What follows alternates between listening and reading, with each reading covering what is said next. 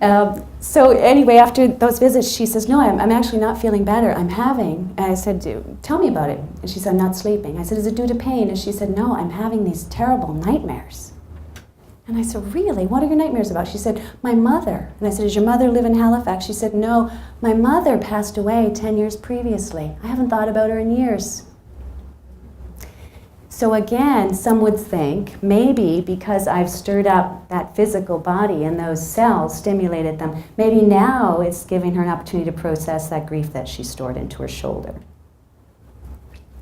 This is my inspiration for doing what I'm doing, is really sharing the miracles that I see in my treatment room with the world.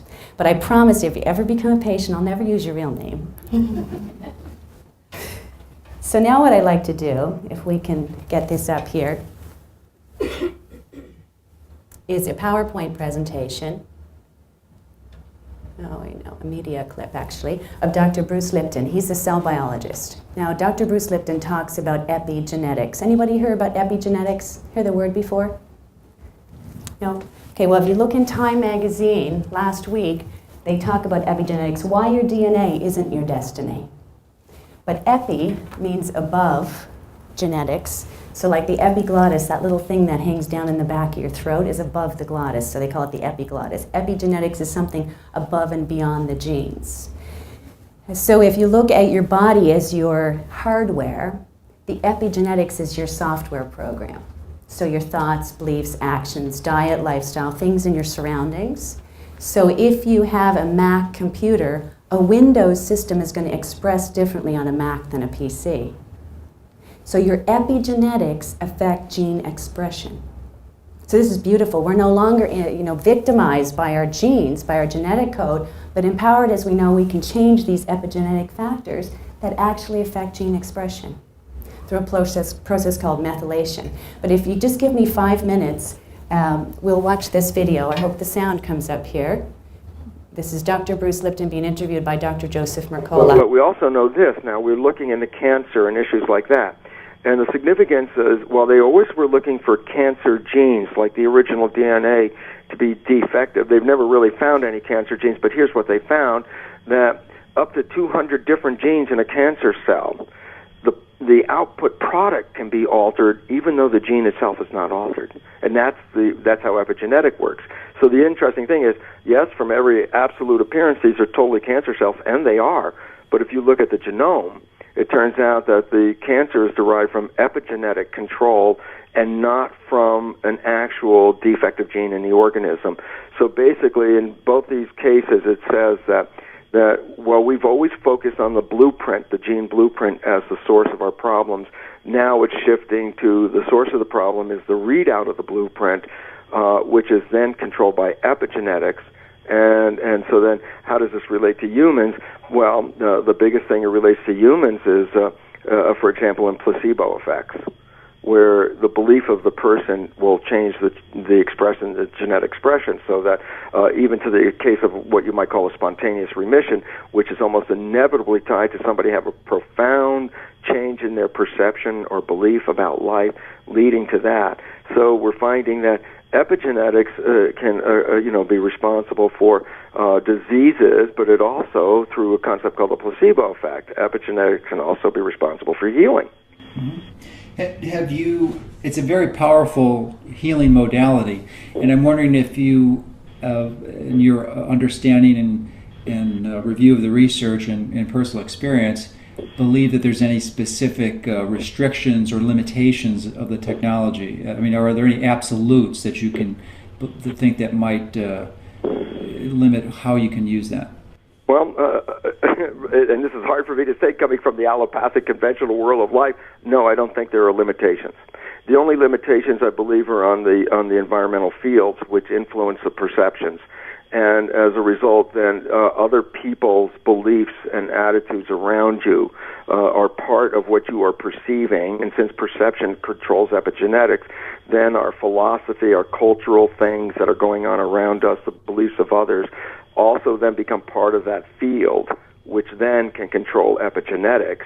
And it could totally impact what you can do. And now I can take one further step of weirdness from an allopathic scientist and go like this and say, look, I wasn't even raised in the Christian tradition, right?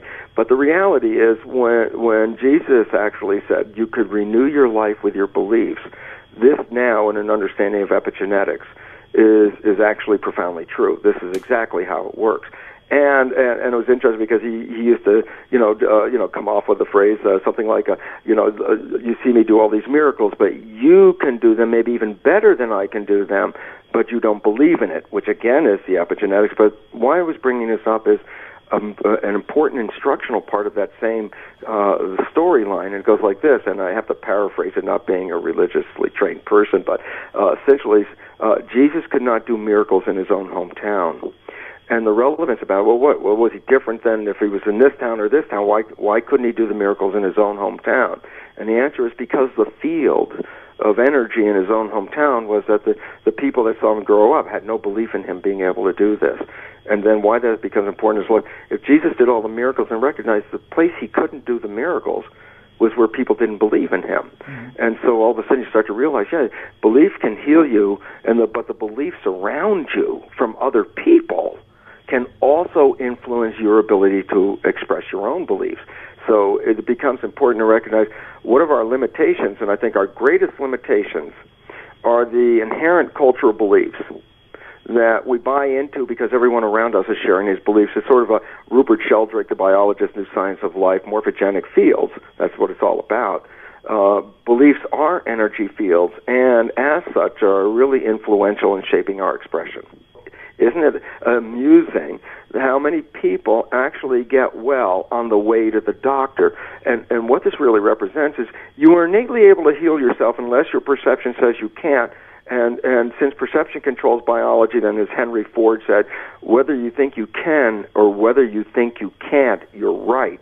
And we have to understand this because, and it's interesting because there's actually a word to describe this in the medical field, and we don't talk about it in the public a lot. Well, we talk about the word placebo, which means a positive thought can heal you even if I just give you a sugar pill. As long as you think this is what's going to make it work, you'll get healed. And obviously it wasn't a pill, it was just a sugar pill. That's the positive consequence of a thought in a placebo effect. And yet science also recognizes but does not talk to people about what is called the nocebo effect. The nocebo effect is when you actually have a belief that is a negative belief.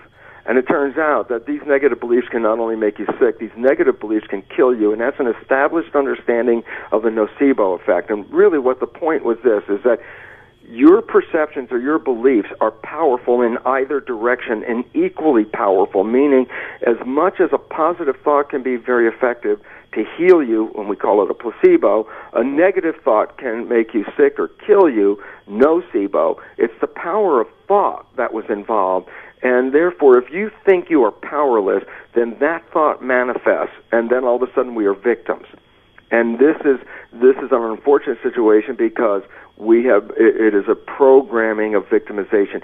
There's been history and years of histories of people healing themselves that conventional medicine even denies, and it's right in front of their face. And the reality is because if you own it, then you have to say, well, if it works, why can't I use it? And that becomes the problem because basically we've discounted forever the concept of mind and belief because we bought into the concept of genes. Mm-hmm. And so then you say, oh, no, it had nothing to do with you. It had to do with your genes. It's like, no, the new science has everything to do with your belief.